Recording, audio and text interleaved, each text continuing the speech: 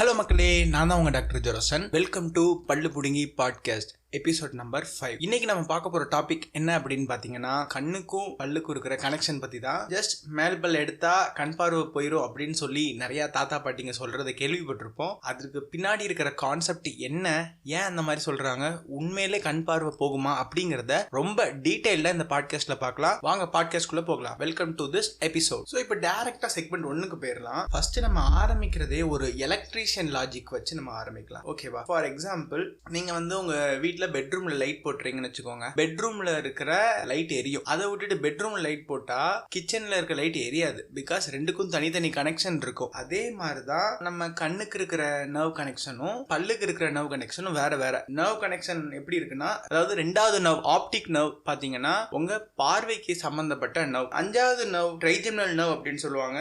இதுதான் உணர்ச்சிக்கான நர்வ். இதுதான் நம்ம பல்லுக்கும் லிங்க்.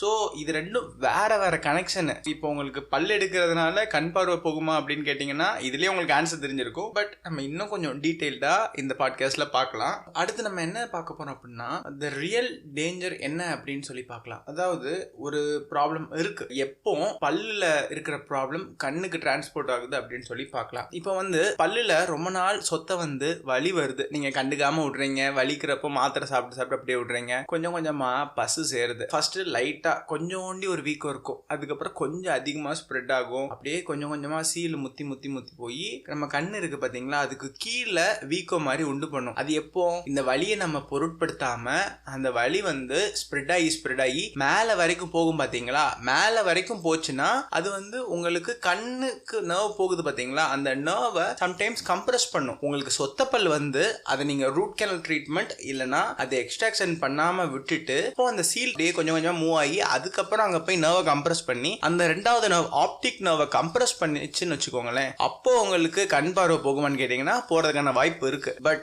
கீழே பல்லு வலி, பல்லை எடுக்கிற போது உங்களுக்கு போகுது அப்படின்னு கேட்டீங்கன்னா போகாது. ஏன்னா அதுக்கு இதுக்கு சம்மந்தம் இல்ல. சோ உங்களுக்கு பல்லு வலிக்குதுன்னா போய் ட்ரீட்மெண்ட் பாருங்க. நீங்க தள்ளி போடுற ஒவ்வொரு நாளும் டேஞ்சர் யாருக்குன்னா உங்களுக்கு தான். ட்ரீட்மெண்ட் பார்த்துட்டீங்கன்னா டேஞ்சர் கிடையாது, ட்ரீட்மெண்ட் பார்க்கலனா தான் டேஞ்சர். ஏன்னா ஒரு கோடிக்கணக்கான பேர் மேல் பல் எடுத்திருப்பாங்க இது வரைக்கும். அவங்க என்ன எல்லாருமே கண் பார்வை எல்லாமே அலைறாங்க, யாருக்கும் எந்த ப்ராப்ளம் வந்திருக்காது. பட் அது சீல் பிடிச்சதுன்னு வச்சுக்கோங்க, உங்க முகத்துல வீக்கம் வந்து அதுக்கப்புறம் நிறைய ப்ராப்ளம் வரும். ஓகே, நீங்க வந்து இன்னொரு ஒரு கொஸ்டின் ஃப்ரீக்வெண்டா கேட்பீங்க. இப்போ பல்லு எடுக்கிறதுக்காக ஊசி போடுறாங்க, மரத்து போற ஊசி, இல்ல ரூட் கேனல் பண்றதுக்காக மரத்து போடுற ஊசி போடுறாங்க. கண்ணுக்கு கீழே வரைக்கும் எனக்கு மரத்து போயிருச்சு, கண்ணை கூட சிமிட்ட முடியல, அப்போ எனக்கு பார்வைக்கு ஏதாச்சும் பிரச்சனை வந்துருச்சோ அப்படிங்கிற மாதிரி நிறைய பேர் கேட்டிருக்காங்க.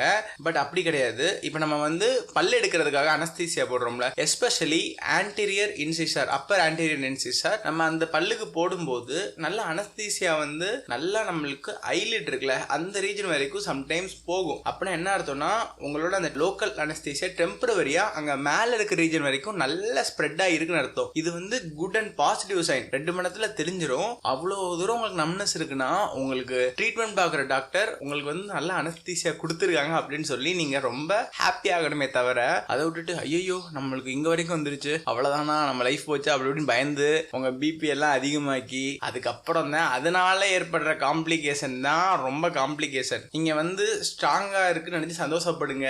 அதை விட்டுட்டு ஐயோ இப்படி ஆயிருச்சு அப்படின்னு சொல்லி வருத்தப்பட்டு இருக்காதீங்க. வருத்தப்பட்டு நோ யூஸ். ஏன்னா இது ஒன்னும் இல்லாத ஒரு சிம்பிளான மேட்டர். ஸோ நான் ஃபைனலா இந்த எபிசோட எப்படி முடிக்கிறேன் அப்படின்னா, கண்ணுக்கும் பல்லுக்கும் சம்மந்தம் இல்லை. பல்ல நீங்க எக்ஸ்ட்ராக்ட் பண்ணாலும் சரி, ரூட் கேனல் பண்ணாலும் சரி, அதனால உங்களுக்கு கண்ணுக்கு பிரச்சனை வராது வராது வராது. ஸோ இதை நீங்க முக்கியமா நோட் பண்ணி வச்சுக்கோங்க. கண்டிப்பா இந்த மெத்து உங்களுக்கு கிளியரா இருக்கும்னு நினைக்கிறேன். ஸோ அடுத்த எபிசோட்ல இன்னும் இன்ட்ரெஸ்டிங்கான டாபிக்கோட வர. இந்த பாட்காஸ்ட் உங்களுக்கு பிடிச்சிருக்குன்னு நம்புறேன். மறக்காம அன்ஸ்கிரிப்டட் ரோம்ஸ் அப்படிங்கிற யூடியூப் சேனல்ல சப்ஸ்கிரைப் பண்ணிக்கோங்க. இந்த ஸ்பாட்டிஃபைல இருக்க பாட்காஸ்டையும் ஜஸ்ட் லைக் கொடுத்துருங்க. அடுத்த பாட்காஸ்ட்ல பார்க்கலாம். பாய்.